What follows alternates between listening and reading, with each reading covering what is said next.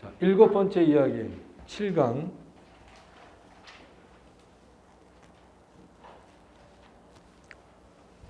상가 임대료 인상률 계산 방법을 갖다가 말씀을 드리겠습니다. 여러분도 다 알고 있는 내용입니다.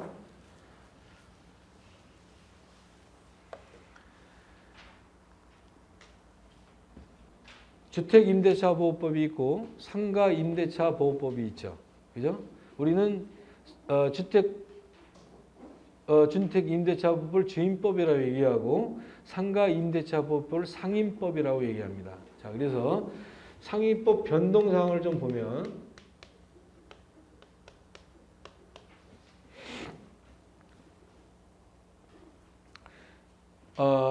계약갱신 청구권이 있죠. 그죠? 자, 이것도 계약갱신 청구권이 있습니다.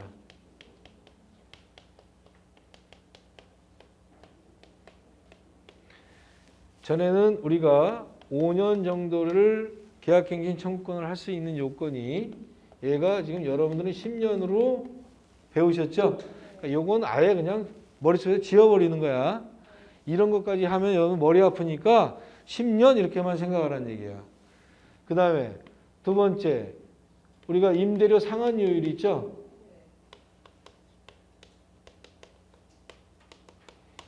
(5%로 되어 있고요. 그 다음에 세 번째,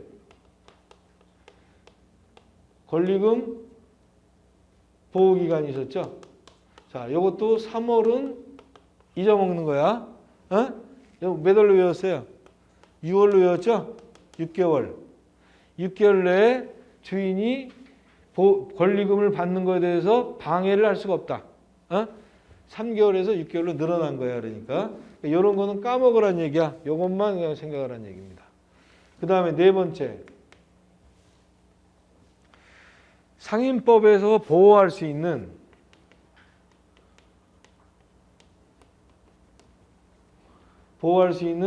환상보증금 범위죠.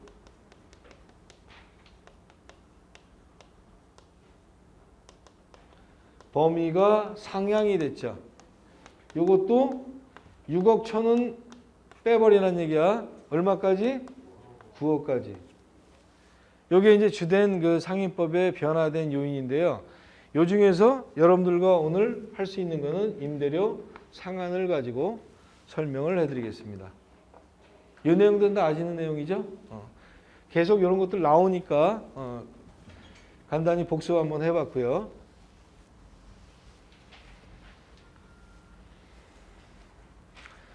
자, 임대료가 예를 들어서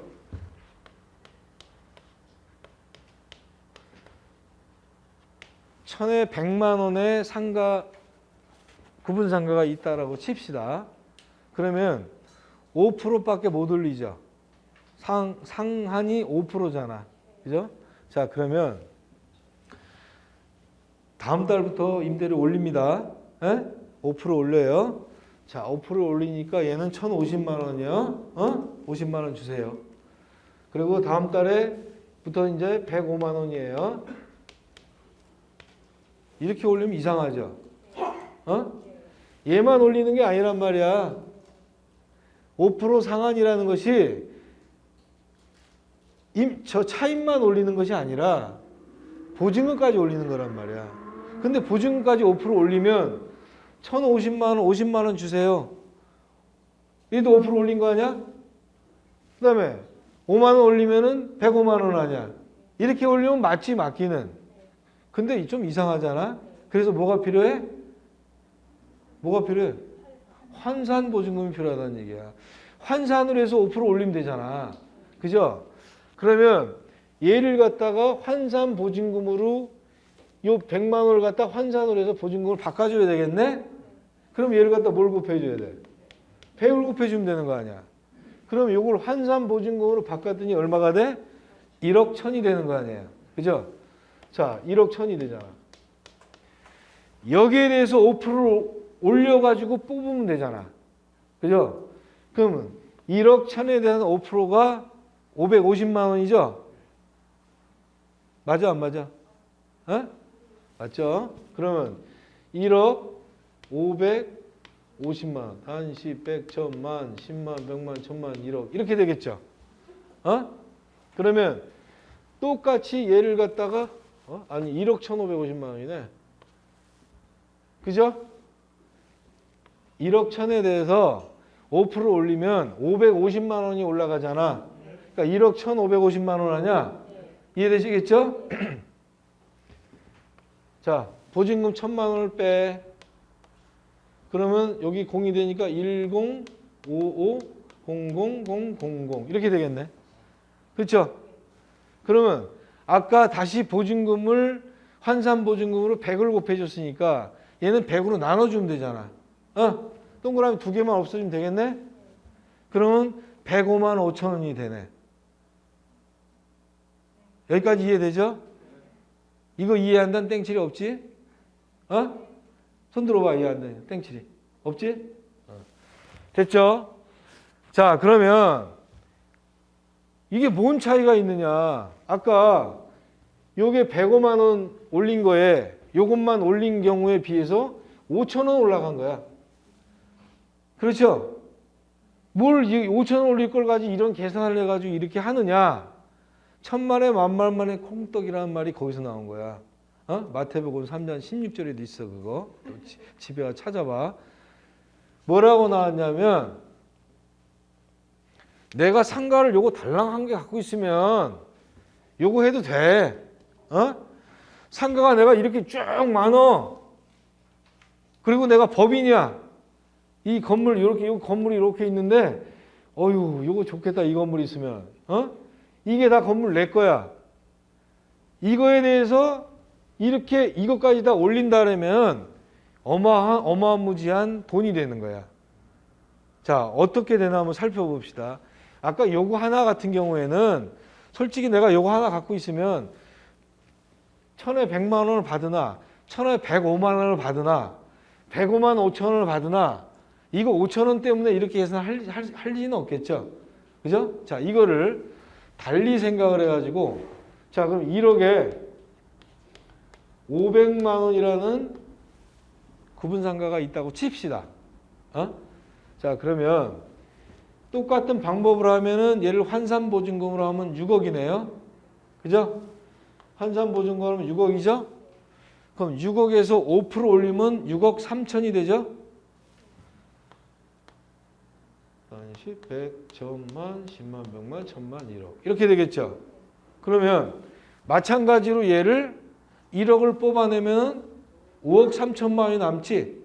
그럼 1억에 5억 3천만 원이 남으니까 00 두 개를 없어지면 530만 원이 되겠죠? 자, 530만 원이야. 그러면 요거에 500만 원에 5% 올리면은 525만 원이죠? 그럼 얘를 갖다가 올림으로써 5만 원이 더 플러스가 된 거야. 아까는 5천 원인데. 이 5만 원의 효과가 어느 효과냐? 5만 원 곱하기 1년 하면 얼마야? 60만 원이죠? 60만 원이면 우리가 건물가로 따지면 얼마 차이 나냐면 내가 1,000만 원을 투자했어. 그럼 한 달에 60만 원이 나와. 그럼 몇 프로 수익률이야? 6% 수익률이죠? 1,000만 원 값어치를 올릴 수가 있는 거야. 물건을 팔 때 얘는 내가 1억이면 1억 1,000만 원을 받을 수 있는 거야, 이 건물이. 이해되겠어요? 그러니까 요거를 보증금을 올림으로써 별거 아닌 것 같지만 얘를 올림으로써 수익률이 그만큼 올라가기 때문에 건물가를 내가 받을 수 있는 금액이 1,000만 원 차이가 난다는 얘기야. 이제 이해가 되시겠나요? 그 물건들이 내가 이렇게 많어. 그러면은 이걸 다 따져보면은 1,000만 원이 아니라 1억, 2억도 된다는 얘기 되겠죠. 보증금을 5% 올리느냐 안 올리느냐에 따라서. 이제 이해되시겠나요? 그래서 요걸로 따지다 보면 이 하나로 따지다 보면 5천 원의 값어치밖에 안 되니까 이거 뭐 올려봐야 별 의미가 없다라고 생각할지 모르지만 이러한 것들이 구분상가를 내가 많이 갖고 있거나 또는 법인채는 많이 갖고 있으니까 그렇게 됐을 경우에는 이렇게 요걸 보증금을 올리냐 안 올리냐 차이로 1,000만 원, 2,000만 원, 1억까지 왔다 갔다 한다는 얘기예요. 이해되셨죠? 그래서 요거 계산을 한 것이 되겠고요. 자, 건물주 입장에서는 5%를 갖다가 상한을 딱 정해 놓으면 지금 현재의 물가 상승률이 5% 거의 뭐 이상이 되는 것처럼 그러나요? 잘 모르겠지만 만약에 물가 상승률이 내가 임대료 상한을 5%보다 넘어간다면 건물주 입장에서는 답답한 거죠. 나는 5%밖에 못 버는데 여기에 재반 소요되는 모든 비용 이런 것들이 물가 상승률이 5%가 넘어가. 그럼 나는 5% 원래 받으면 안 돼. 그죠? 물가 상승률에 비례해서 내가 받아야 되잖아. 근데 상인법에서는 너 5% 이상 받으면 넌 죽어. 이랬단 말이야. 그러니까 무서우니까 안 했단 말이야. 그럴 경우에 관리비를 인상하라는 거지. 관리비 인상은 손댈 수 없잖아. 나 임대료? 나 5% 이상 안 올릴게. 절대 안 올려. 내 인간인 이상 내가 5% 이상 안 올려. 내가 약속할게. 대신 평당 3,000원 관리비 3,500원, 4,000원으로 올릴게. 이렇게 되는 거예요. 그래서 여전히 건물주는 갑입니다. 여전히. 다 편법이 있고 빠져나갈 구멍이 있어요. 그래서 건물주한테 잘해야 돼. 특히 누구한테 잘해야 되냐면 할머니들한테. 할아버지 소용없어. 할아버지들은 맨날 이러고 다니고 할머니들은 꼿꼿하게 이러고 다니면서 할아버지를 쥐잡듯이 잡어. 그러니까 그 할머니들이랑 건물주가 할아버지 할머니 노인네들이면 할머니한테 잘해야 돼. 어깨도 주물러주고 가끔가다 요구르트도 하나 사드리고 이렇게 해야 돼. 그러면 할아버지가 이제 뭐라고 뭐 임대를 올린다고 뭐 어쩌고저쩌고 하면은 이 영감탱이가 미쳤나 하면서 저 집은 안 돼 하면서 막 이래요. 그러니까 여러분들 들어가는 임대 주인이 할머니가 계시면 할머니한테 잘하세요. 아시죠? 할아버지 허당이야.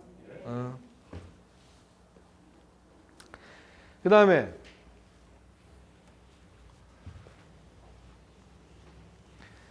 그럼 이 상가 임대차 보호법으로 보호받을 수 있는 대상이 누구냐? 아무나 다 해주는 게 아니에요. 사업자 등록증을 정상적으로 낸 사람한테 상인법에서 보호를 해주는 것이지 안 내고 불법 하는 사람이라든가 아니면 뭐 어떤 그 고유번호를 갖고 있는 뭐 비영리 단체라든가 이런 사람들을 위해서 상인법이 존재하는 건 아니란 말이에요. 그래서 상인법에서 보호받을 수 있는 대상은 누구? 사업자 등록증을 낸 사람. 비영리 단체는 안 된다 이 말입니다. 아시겠죠? 자, 그 다음에 우리가 그러면 환산보증금으로 따져가지고 9억 이하는 상인법으로 보호를 받는데 그럼 9억 이상인 부자 사람들은 무엇으로 받느냐? 이 사람들은 일단 우선 변제권이라든가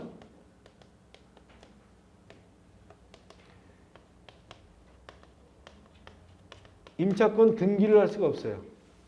이 사람들은 9억 이상을 보면은 돈이 많다라고 인정을 해서 상인법에서도 뭐 그렇게 뭐 보호를 해줄 왜냐? 좀 어려운 사람들을 보호해 주는 게 취지인데, 그죠? 주인법이든 상인법이든 간에 이런 사람들은 좀 돈이 많다라고 생각을 하는지 어찌됐든 우선 변제권 다시 말해서 우선 변제권 얼마까지 우선 변제권이 상가는 얼마죠?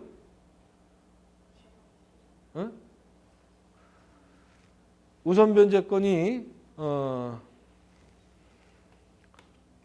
상가가 6,500일 거예요. 6,500만 원 이하에 이건 최우선 변제구나. 쏘리. 자, 어찌됐든 간에 이 우선 변제권과 임차권 등기를 할 수가 없어요. 그럼 이 사람들은 내가 돈 2억에 얼마 이렇게 들어가 있는 거는 그 2억에 대한 보증금을 어떻게 보호를 받느냐? 본인이 스스로 전세권 설정을 할 수밖에 없다는 얘기야. 보호를 받을 수 없으니까. 그래서 얘는 전세권 설정으로 자기의 보증금을 보호를 받아야 된다는 의미가 되겠어요. 그죠? 그 다음에 우리가 9억 이하 상인법에서 보호받을 수 있는 거는 아까 계약갱신 요구권이 되어서 묵시적 갱신도 가능하죠. 묵시적 갱신도 가능한데 얘 같은 경우에는 상임법에서 묵시적 갱신을 해주는 게 아니야. 얘는 민법에 나와 있는 조항을 적용을 해야 돼. 그래서 좀 복잡해. 그래서 얘는 묵시적 갱신을 할 수는 있는데 상가 임대차 보호법에서는 그것에 관한 묵시적 갱신에 대한 법률 조항이 없어요. 민법의 조항으로 가야 돼. 그래서 조금 복잡하다. 이런 내용이 된다는 의미가 되겠고요. 그 다음에 얘 같은 경우에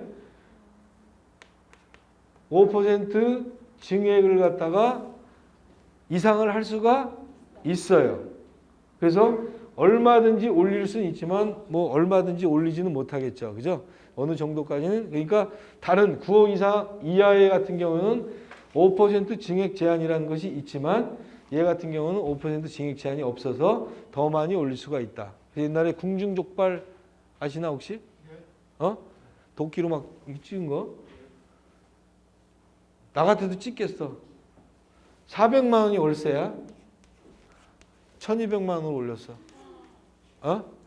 20년 동안 장사를 했는데.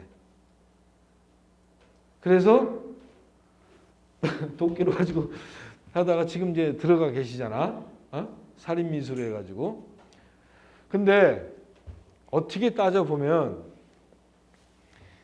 이 양반도 아까 얘기했지만 수익률을 다 생각을 해서 했단 말이야. 이 400만 원 가지고 수익률을 받아가지고는 유지가 할 수 없는 거야. 이 건물주도. 20년을 400만 원만 주고 계속 했으니까. 그래서 지금의 현재 상황으로 올린 게 1200만 원 올린 거야.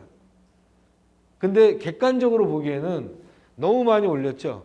그래서 문제가 된 거지만 이 건물주 입장에서 보면 정당하게 올린 거야, 사실은. 그 내가 건물가에 산 거에 비해서 수익률을 맞추다 보니까. 근데 그런 걸 이제 서로가 이해를 못하고 이런 부분들이 돼서 이제 사고가 일어난 부분인데요. 어쨌든 옛날에 전에는 그러니까 이 사람은 열사라고 그랬어. 궁중족발 열사라고 그랬어. 근데 따지고 보면은 각자의 어떤 그 입장이 있는 것이기 때문에. 자, 또 하나는 여러분들이 상가를 이렇게 운영하고 있었는데, 내가 상가를 하나 운영하고 있었는데, 부동산을 운영한다고 칩시다 그냥. 근데 내가 주인한테 내놨어. 뭐 권리금도 안 받고 그냥 나갈 거야. 그냥 이렇게 내놨어. 내놔서 주인이 통보가 옵니다. 자, 지금 계약됐으니까 계약금 보낼게요. 저 계좌로 계약금이 왔어요. 그러면 저 입장에서는 이 가게가 나갔다고 생각을 한 거죠. 근데 하루나 이틀 지나서 계약이 파기가 된 거야. 이 계약을 한 사람이 못 들어오게 된 거야. 계약을 파기했어. 그러면 그래서 실질이 있었던 일입니다. 그래서 이 사람이 계약은 된 것이고 계약이 파기된 건 니네들의 문제고 나는 계약금을 이미 받았고 난 딴 데다 썼다. 딴 데다 계약을 했다. 그러니까 이거는 니네들이 알아서 해라. 나머지 보증금 돌려달라 이렇게 된 겁니다. 그러니까 그런 거는 문제가 될 수도 있겠죠. 그죠? 그래서 이런 경우 같은 경우는 여러분들이 이런 판례가 나오기 때문에 우리들이 특약을 갖다가 연구를 할 수가 있는 내용이야. 그래서 이런 내용이 나온다면 지금 이 가게가 계약이 됐고 특약 전화라든가 뭐 이런 걸로 계약이 됐고 만일 이 계약이 파기가 될 경우에 해제가 될 경우에는 원래 계약이 존속됨을 알려드립니다. 이런 식으로 전화 통화를 한다든가 문자를 남겨놓는가 이러면 그렇게 꼬장을 피우는 일이 없어지겠죠. 그죠? 계약은 할 수 있지만 계약이 됐으니까 계약금을 보내줄게요. 보내주는데 이 계약이 파기가 됐을 경우에 원래 당신하고 나하고 계약한 이 계약은 존속됩니다. 이런 내용을 보내면 된다는 얘기죠. Understand? 네. 자, 그 다음에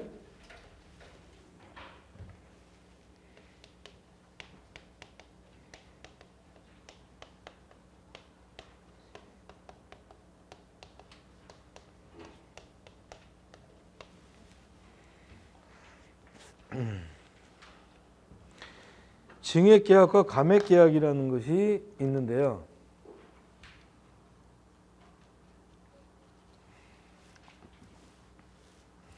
이 상가는 원래는 3천에 200만 원의 상가입니다. 그래서 A라는 분은 어떻게 계약서를 썼냐면 장사도 안 되고 그러니까 내가 요 3천에 200만 원인데 1년 차이는 3천에 100만 원에 해줄게. 그래갖고 계약서를 3천에 100만 원으로 이렇게 썼습니다. 그리고 2년 차에는 3천에 150만 원을 하고 3년 차에는 정상적인 3천에 200만 원으로 한다 이렇게 썼습니다. 얘 같은 경우는 원래는 이 계약금과 보증금과 월세가 이건데 이렇게 계약을 썼다는 얘기야. 그럼 결과적으로 이렇게 보면은 내용상으로 보면 증액이죠. 증액 계약이죠. 자, B는 뭐라고 썼냐면 아예 3천에 200만 원을 썼어. 아예. 그리고 땡칠이 너 장사 처음 하는 거니까 자, 1년 차에는 100만 원 감액 100만 원 감액을 해서 3천에 100만 원에 한다. 그 2년 차에는 50만 원 감액을 해서 3천에 150만 원을 한다. 3년 차에는 정상적으로 3천에 200만 원을 한다. 이렇게 쓴 거야. 얘는 똑같이 100만 원 받고 똑같죠. 똑같죠. 근데 얘 같은 경우는 아예 3천에 200만 원을 써버린 거야. 얘는 감액이 아니라 얘는 증액이 아니라 감액이 된 거죠. 100만 원 감액, 50만 원 감액, 3년 차에 정상적인 거. 이렇게 된 거죠. 자, 이렇게 쓴 게 어떤 차이점이 있느냐.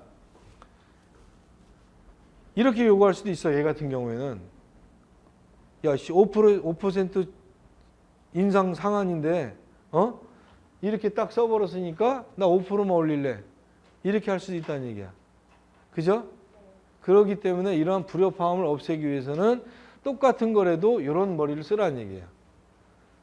똑같은 감액으로 가라는 얘기야. 그러니까. 감액으로. 그런 식으로 이제 쓸 수가 있다는 얘기가 되겠고요.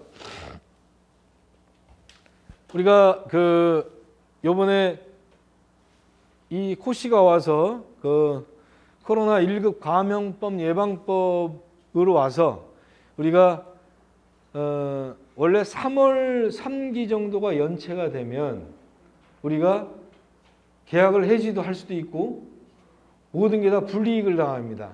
상임법에서는. 그죠? 근데 요걸 계기로 6개월간 유예를 지켜줬어요. 그죠? 6개월간 연체를 해도 연체한 걸로 안 한 걸로 코로나 1급 감염병 예방법으로 인해 가지고 그리고 감액 청구권까지 줬어요. 임차인들에게 감액 청구권도 인정을 해줄게. 니네들이 임대인을 대상으로 감액을 청구를 해봐. 그럼 인정을 해줄게. 근데 임대인 입장에서는 임차인이 감액 청구권이 들어왔다 해서 강제성은 없어요. 해줘야 된다는 강제성은 없어요. 그러나 착한 임대인이 만약에 임차인이 감액 청구권을 해온 상황을 그래 너 이쁘니까 봐줄게 그러면 어느 정도 이거를 감액 청구권을 받아들일게. 그래서 감액을 해줬어. 그랬을 경우에 착하잖아. 그지? 그런 사람이 1년, 2년 있다가 감액을 해주는데 5% 인상 제한에 걸려버리면 형평성이 안 맞죠. 그렇잖아. 감액을 내가 150만 원에서 만약에 100만 원 해줬는데 정말 착한 임대인 입장에서 감액 청구권을 받아들여서 감액을 해줬는데 5% 인상 상한에 딱 걸려버리면 그것도 웃기는 일 아니야. 그러니까 형평성에 맞지가 않으니까 임대인과 임차인과 감액 청구권을 받아들인 임대인에게는 5% 상향을 하는 것을 갖다가 없애버린 거야. 더해도. 이해되시겠나요? 감액 청구권을 받아들인 임대인한테는 5% 인상 상한이 없어진 거야. 형평성을 맞추기 위해서. 그런 이제 법이 좀 변화가 된 게 있습니다.